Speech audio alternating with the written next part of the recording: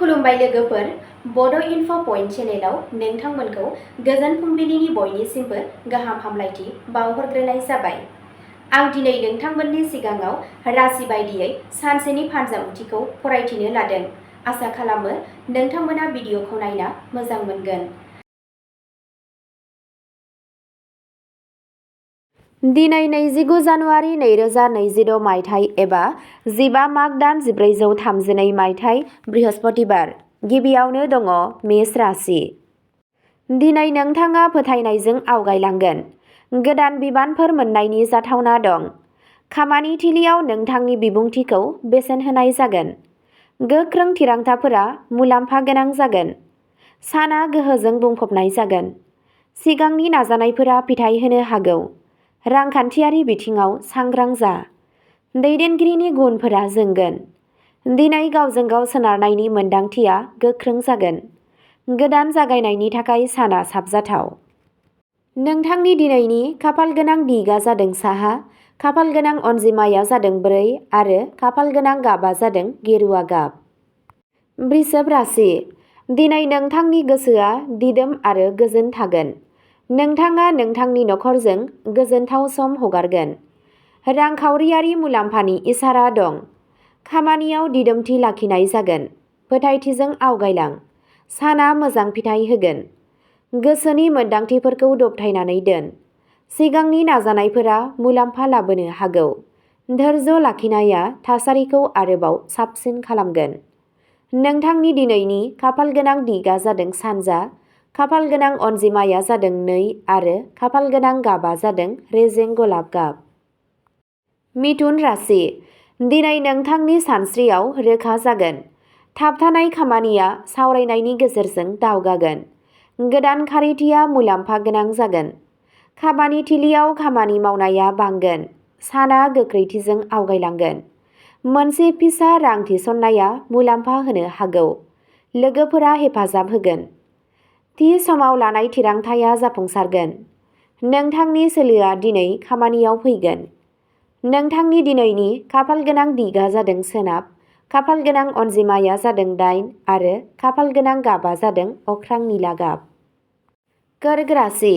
दिनै नोंथाङा गोसोआरि गोहोखौ मोनदांगोन। न'जों सोमोन्दो गोनां माबा मोनसे मोजां खौरां मोननो हागौ। धोर्य लाखिनाया मुलाम्फा जागोन। गोजाम साननायफोरा जोबगोन। साना समानथि लाखिनायनि बाथ्रा। गावनि सावस्रिखौ जोथोन ला। नोंथांनि गोसोआ खुसि थागोन। नखरनि हेफाजाबा नोंथांनि गावजों गाव फोथायनायखौ बांहोगोन। गोसोआ दिदोम थागोन। नोंथांनि दिनैनि खाफालगोनां दिगआ जादों सा-सानजा, खाफालगोनां अनजिमाया जादों 7 आरो खाफालगोनां गाबआ जादों क्रिम गाब। सिंह राशि। दिनै नोंथांनि सिंनि गोहोआ गोख्रों जागोन। नोंथाङा नोंथांनि खामानिनि थाखाय बाख्नायनाय मोनगोन। गोदान बिथांखिफोरनि सायाव सावरायनो हागौ। दैदेनगिरिनि गुनफोरा सोराङाव फैगोन। साना थुलुंगाखांथाव जागोन।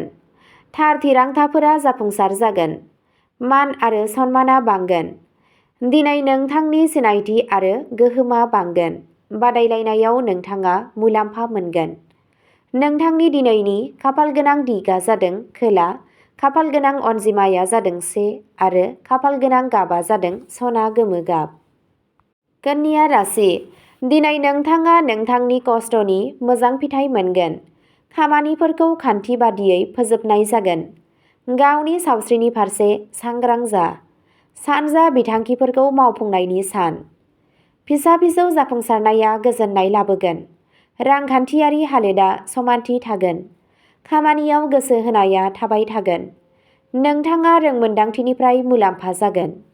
नोंथांनि दिनैनि खाफालगोनां दिगआ जादों सोनाब, खाफालगोनां अनजिमाया जादों 6 आरो खाफालगोनां गाबआ जादों रोजा निला गाब।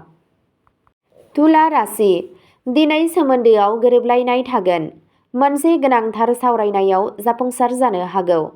नोंथांनि समाजारि बेंखनआ गोसारगोन। साना सोरजिलु जागोन। नोंथांनि गोसोआ खुसि जागोन। समानथिजों खामानि माव।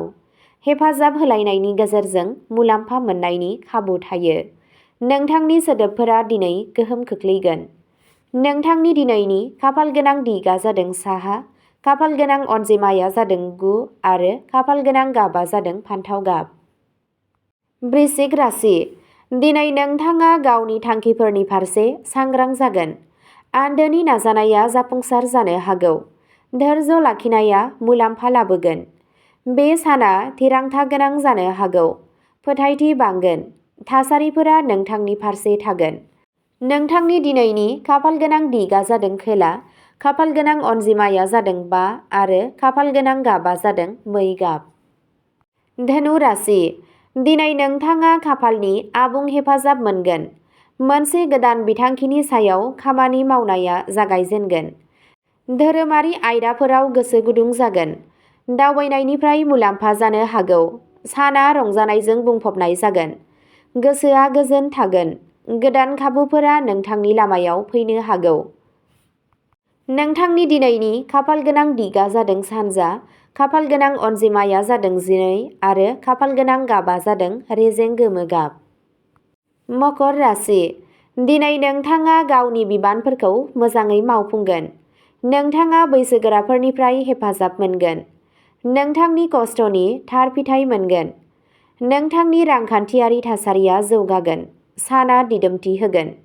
आब्रुथिया जाफुंसार जागोन। दावबायनाया लासै नाथाय दिदोम जागोन। फोथायनाया बांगोन। नोंथांनि दिनैनि खाफाल गोनां दिगआ जादों खोला सोनाब। खाफाल गोनां अनजिमाया जादों 3 आरो खाफाल गोनां गाबा जादों सिलर गाब। कुम्भ राशि। दिनै गोदान सानस्रिफोरा नोंथांखौ गोसो बोहोगोन। टेकनिकेल खामानियाव मुलाम्फा मोनगोन। मददआ लोगोरिफोरनिफ्राय फैगोन। साना मोजां फिथाइ होगोन। गोदान दिहुनथायनि गेजेरजों जाफुंसारनाया फैगोन। फोथायथि बांगोन। गोदान सोमोन्दो लाखिनाया इयुनाव मुलाम्फा गोनां जागोन।